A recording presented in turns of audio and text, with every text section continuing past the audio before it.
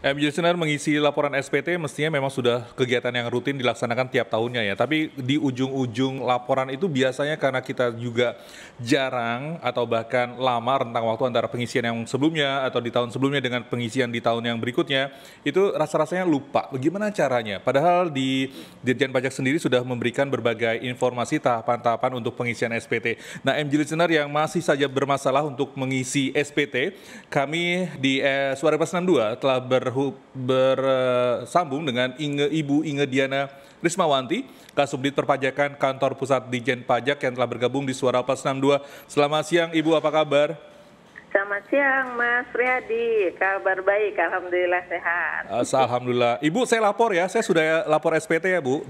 Oh keren, oke, terima kasih. Soalnya dari Dijen Pajaknya itu selalu kirim email.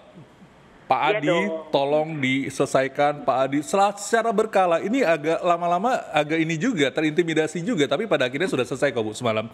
Dan memang tidak terlalu repot sih untuk mengisinya.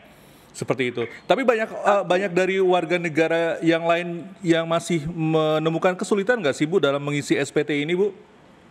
Oke, terima kasih nih Mas Riyadi juga untuk Suara Plus 62 listener. Selamat siang semuanya. Nah, tadi sedikit komen, kalau untuk masalah email, jangan merasa terintimidasi dong, katanya. Karena kan maksudnya itu adalah untuk mengingatkan. Ya tadi karena setahun sekali, perhatian ya Bu. Makanya kadang-kadang jadinya lupa kan, gitu. Makanya kita ingatkan lewat email. Sekarang siapa sih yang nggak buka email gitu, kalau buka apalagi lagi pandemi, ngapain juga ke kantor pajak gitu kan ya. Yeah. Nah, untuk kalau misalnya ada yang kesulitan, sebetulnya ada tutorial. Boleh dilihat di YouTube Dijen Pajak RI, itu ada tutorial bagaimana cara mengisi SPT.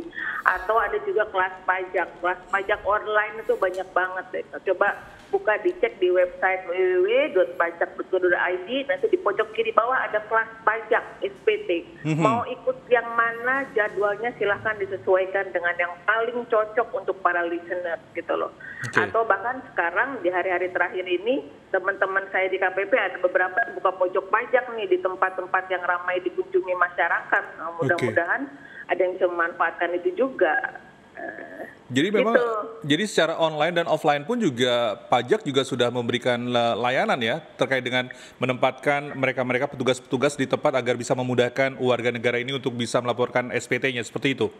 Betul sekali. Untuk tahun ini apalagi deh gitu loh. Mudah-mudahan sih ya, apalagi kan pandemi udah mulai berkurang nih, teman-teman udah mulai buka pojok pajak di beberapa tempat walaupun dengan protokol kesehatan tentunya.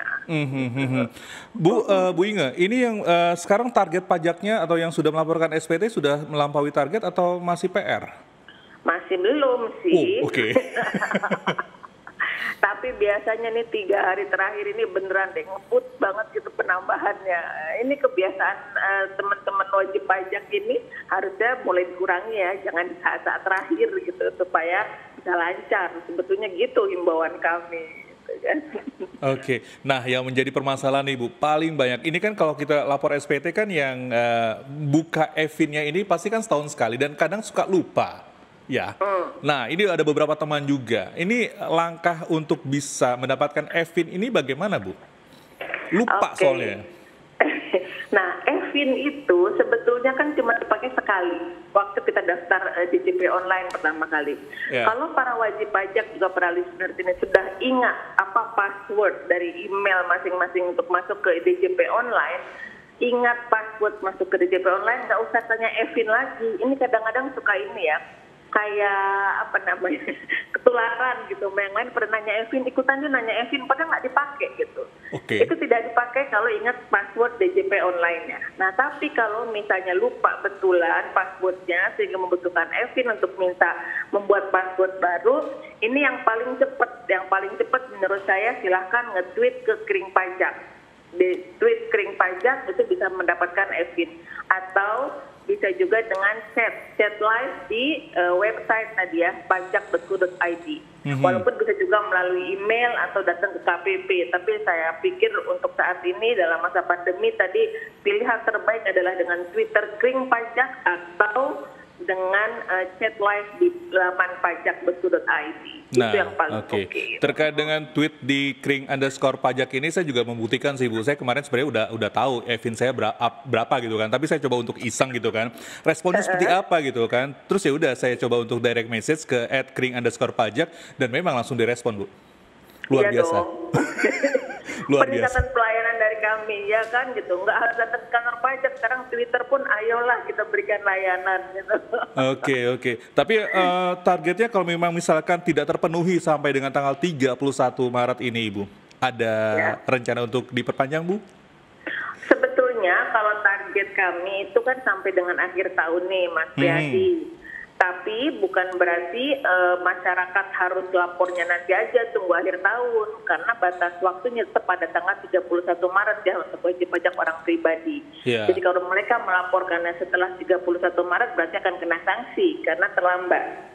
Nah, tapi bagi kami di Direktorat Jenderal Pajak sampai dengan akhir tahun kami akan tetap mengupayakan supaya yang belum melaporkan tetap dihimbau untuk lapor gitu. Tapi sanksi tetap kena kalau dia lapor setelah 31 Maret 2022 ini untuk orang pribadi. Oke, Ibu saya coba konfirmasi. Jadi selain mengisi secara online di situs pajak, itu juga bisa dilaporkan langsung dengan datang fisik ke kantor pajak?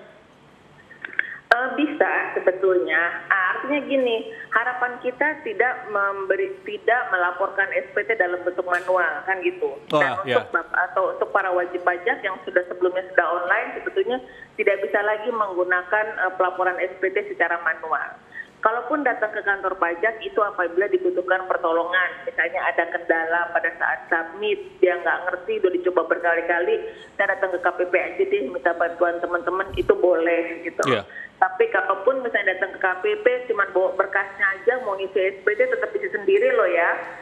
Tapi ada fasilitas di KPP kami apabila memang ingin mempergunakan komputernya atau barangkali tadi kalau kami kan bisa connect secara intranet ya, barangkali lebih lancar, itu monggo silahkan. Tapi sebetulnya secara internet pun sudah kami jaga sedemikian rupa supaya para wajib pajak ini tidak perlu datang ke kantor pajak. Ngapain lah antri-antri di kantor pajak kan? Betul sekali. Bu, tapi yang juga menjadi pertanyaannya adalah apa sih sebenarnya sanksi jika terlambat atau tidak menyetorkan SPT Bu? Apa Bu? Kalau sanksi sebetulnya sanksi keterlambatan kita bicara ya. Jadi kalau dia lapor tapi terlambat sanksinya ada Rp100.000. Rp100.000? Kalau ya Rp100.000 untuk wajib pajak orang pribadi. Kalau badan nanti setelah batas 30 April dia Rp1.000.000 ya. Nah, tapi kalau misalnya dia sengaja nggak lapor, nah ini kalau sengaja nggak lapor gitu kan kita sekarang mencoba memiliki data sebetulnya Direktorat Jenderal Pajak. Nah, dengan adanya SPT, pelaporan SPT ini di mana di dalamnya itu ada juga lampiran berupa daftar harta, daftar utang, kita bisa melakukan cross check. Jadinya misalnya kayak Mas Priadi nih lapor SPT, dalam lampirannya mengatakan saya punya rumah, saya punya mobil, saya punya motor, saya punya tabungan kan gitu. Nah, kalau itu semua dilaporkan dalam SPT, seandainya kami menerima data, misalnya dari perbankan, Mas Priadi nih dia punya rekening di bank mana. Kita lihat aja SPT-nya nih, katanya, oh udah dilaporin, udah oke berarti. Kalau nggak ada di SPT, berarti kan kita harus kontak nih. Mas Priadi gitu loh. Ini menurut data yang kami miliki dari perbankan punya rekening loh. Kok belum dilaporin ya? Iya. Ya, gitu sih kira-kira. Sebenarnya pelaporan untuk membuktikan bahwa memang setiap penghasilan yang sudah dilaporkan itu juga memang sesuai untuk kepemilikan harta yang juga dilaporkan dalam SPT tersebut. Begitu. Dan lain lagi halnya juga Bu, ternyata di tanggal 30 Juni 2022 ini juga deadline untuk pelaporan pajak secara sukarela. Dan ini juga lagi-lagi email mengingatkan saya untuk yang Pak Adi tahun kemarin tidak ada laporan, tahun ini ternyata ada penambahan. Gitu ya. Nah, itu ternyata jadi secara otomatis ternyata pemerintah ini men-tracing harta benda dari warga negara ya secara otomatis, Bu. Iya, betul sekali. Jadi tidak bisa bohong berarti ya? Itu dia. Ampun, Pertama Bu. kita sudah bekerja. jangan takut sebenarnya kalau sudah lapor dengan baik, dengan benar, gitu. Kenapa juga mesti takut kan gitu. Jadi kami cuma mengingatkan gitu, yuk lapornya yang benar gitu loh. Nah tadi kalau berbicara program pengungkapan sukarela, ini bukan SPT loh ya, bukan lapor ada SPT. Dua, kita bicara dua hal. Yang SPT kita sudah selesaikan, sekarang dengan yang program pelaporan pajak sukarela. Ini gimana Bu? Namanya program pengungkapan sukarela, PPS. Nah, ini intinya adalah memberi kesempatan kepada wajib pajak untuk melaporkan atau mengungkapkan kewajiban perpajakan yang belum dipenuhi secara sukarela, tetapi melalui pembayaran PPh berdasarkan pengungkapan harta. Jadi kalau tadi kita bicara SPT, kita melaporkan penghasilan plus harta dan utang dalam lampiran. Tapi kalau dengan PPS atau program pengungkapan sukarela, kita mengungkapkan hartanya saja. Kami udah nggak peduli lagi nih dapat penghasilan dari mana, silahkan. Mau udah dipajak, yang misalnya mau dapat dari pemberian orang lain yang belum dipajaki, kita nggak akan tanya-tanya lagi. Tapi silahkan ungkapkan hartanya saja, gitu loh. Jadi berapapun nominal hartanya itu harus dilaporkan dan nanti kena denda atau bagaimana Bu? Ini kan yang menjadi apa ya? Masyarakat mungkin tidak ingin melaporkan tapi takut terkait dengan konsekuensinya Bu. Nah itu dia, kita bicara konsekuensi nih sekarang. Nah itu Bu. Itu dia. Itu dia. Bukan nakut-nakutin loh. Masih ada 2 bulan lagi kok, masih ada 3 bulan lagi, jadi masih ada 3 bulan lagi. Betul sekali. Iya, jadi mungkin masyarakat juga takut ketika kemudian beberapa tahun terakhir tidak mengungkapkan harta bendanya, tapi kemudian ada program PPS, ingin niat jujur, tapi takut konsekuensinya. Nah, bagaimana kemudian bisa meyakinkan nggak apa-apa, lapor aja. Ya, gitu. Nah, jadi sebetulnya ada 2 pilihan nih. Kalau mereka merasa penghasilannya selama ini sudah dipotong pajak, sudah disetorkan oleh perusahaannya, monggo silahkan lakukan pembetulan SPT. Artinya di dalam SPT-nya, kalau penghasilan sudah dilaporkan, tinggal ditambahkan saja hartanya, jenis harta dimiliki apa saja. Nah, sedangkan untuk program pengungkapan sukarela ini, karena ada orang yang males bikin pembetulan SPT beberapa tahun ke belakang katanya kan gitu ya, atau mungkin juga karena ingin memanfaatkan ini, nanti ada manfaat dari program pengungkapan sukarela ini. Ada 2 sebetulnya untuk PPS ini. Untuk kondisi pertama itu adalah mereka yang pada saat tahun 2016 sampai 2017 yang lalu mengikuti program tax amnesty, masih ingat? Lupa, Bu. Jadi kalau mereka dulu ikut TA, kemudian masih ada ternyata yang lupa belum dilaporkan pada saat TA, maksudnya dulu baru 50 ya, ternyata masih ada 2 lagi gitu, hartanya belum lapor. Nah ini berarti dia ikut yang kebijakan pertama. Nah kenapa harus ikut sekarang? Karena kalau nanti diketahui oleh Direktur Jenderal Pajak, oleh Direktorat Jenderal Pajak bahwa memang 2 harta tambahan yang tidak dilaporkan diketahui Dijen Pajak, maka itu nanti akan dikenakan langsung pajak dari nilai hartanya. Ada tarifnya sendiri nanti tuh. Kalau untuk orang pribadi 30% dikali harta bersihnya nilainya berapa, ditambah sanksi 200%. Nah, itu ada di dalam Undang-Undang Tax Amnesty. Nah, dari pajak kena 200% kan gitu loh, plus tadi 30% kali nilai bersih hartanya, kan mendingan ikut program PPS. Betul. Karena tarifnya pasti jauh lebih rendah dibandingkan 30% dan sanksi 200%-nya. Untuk itu adalah itu untuk harta yang diperoleh tahun 2015 dan sebelumnya. Jadi mulai tahun 85 lah ya, kita ada batas 1 Januari 1985 sampai dengan 31 Desember 2015. Baik. Yang jelas masih ada sekitar 3 hingga 4 bulan lagi untuk warga masyarakat yang ingin melaporkan sejujur-jujurnya aset-aset yang bertebaran di mana-mana di program PPS. Dan juga Dirjen Pajak juga akan memberikan email ini dan juga akan diarahkan ke account representatif di masing-masing KPP. Kalau saya di KPP Pratama Jakarta Pasar Minggu ini sudah dicantumkan Ibu, account representatif, jadi Anda bisa berkonsultasi terkait dengan konsultasi PPS ini. Iya, betul sekali. Baik. Nah, tadi itu kebijakan 1, Mas Riyadi. Ada lagi kebijakan yang kedua. Kalau kebijakan kedua ini hanya untuk wajib pajak orang pribadi saja. Kalau kebijakan 1 wajib pajak badan dan orang pribadi.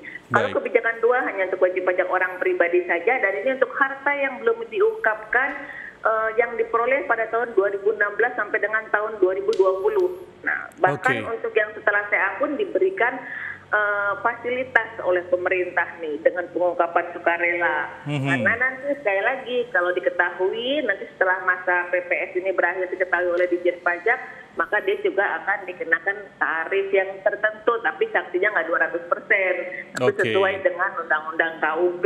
Nah, daripada kena seperti itu kan mendingan ikutan program PPS nih. Jadi tolong dicek lagi nih dalam SPT-nya hartanya sudah dicantumkan atau belum. Kalau belum boleh ikut PPS atau boleh juga pembetulan SPT-nya.